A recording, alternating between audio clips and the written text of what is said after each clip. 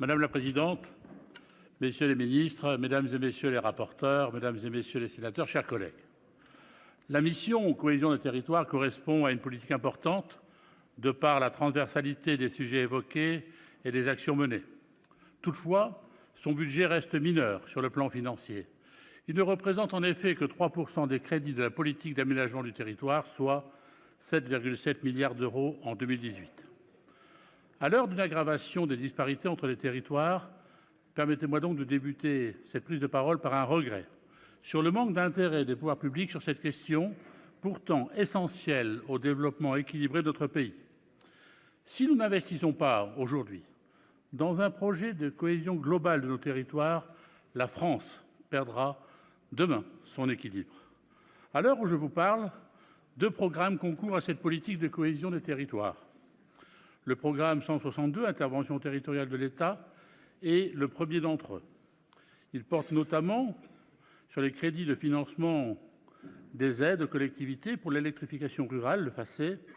En 2018, les crédits de ce programme seront en réduction de 4,5 % à donc 360 millions d'euros.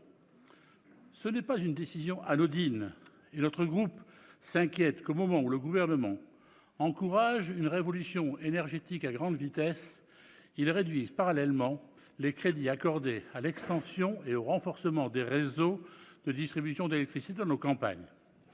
Le programme 112, Impulsion et coordination de la politique d'aménagement du territoire, ensuite, souffre d'une baisse encore plus drastique de ses moyens, avec une réduction de ses crédits en autorisations d'engagement de 58 % à donc 191 millions d'euros. Cette baisse résulte essentiellement, cela a été dit par le rapporteur pour avis, du retrait du programme des contrats de ruralité. La force de la France, c'est pourtant la diversité de ses territoires. Les contrats de ruralité sont unanimement salués comme des outils pluriannuels de développement de notre territoire. 786 intercommunalités sont déjà engagées dans environ 500 contrats de ruralité, avec un objectif d'amélioration de l'accès aux soins, de revitalisation des centres-bourgs ou encore de meilleure attractivité territoriale. Nous partageons l'inquiétude de nombreux collègues concernant l'isolement de ces contrats à l'extérieur du programme 112. On peut noter quelques avancées notables au sein de ce programme qui méritent d'ailleurs d'être saluées. La poursuite de la prime d'aménagement du territoire, un des derniers régimes d'aide directe aux entreprises autorisés par l'Union européenne, le régime réformé des zones de revitalisation rurale, en faveur duquel notre groupe s'est déjà prononcé lors des débats du PLFSS et du PLF, ou encore la dynamique d'innovation portée par les pôles d'attractivité. Toutes ces initiatives contribuent à recréer de l'emploi dans nos territoires et elles doivent être accompagnées par un maillage territorial resserré. C'est pourquoi notre groupe félicite le gouvernement de sa décision d'augmenter de 3 millions d'euros les crédits accordés aux maisons de services au public. Nous avons d'ailleurs déposé un amendement en ce sens pour évaluer le manque de services publics ou parapublics dans les zones rurales et les quartiers défavorisés. Quant à l'article 52 du projet de loi, réduisant de 1,5 milliard d'euros les aides personnelles au logement, notre groupe s'inquiète de cette mesure antisociale. L'instauration d'une progressivité de cette réduction des aides publiques entre 2018 et 2020, votée à l'Assemblée nationale, atténue temporairement cette saignée des ménages modestes. Mais cette mesure seule ne peut que nous conduire à rejeter les crédits de cette mission.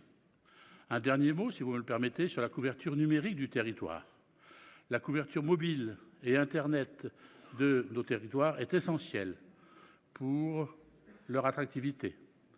Le gouvernement a fixé des objectifs ambitieux dans le courant du mois de septembre. Bon haut débit pour tous dès 2020, très haut débit pour tous dès 2022 et couverture mobile de qualité généralisée d'ici 2020. Nous soutenons ces objectifs, mais nous ne croyons pas que l'état actuel des crédits de cette mission permette de réaliser de telles ambitions.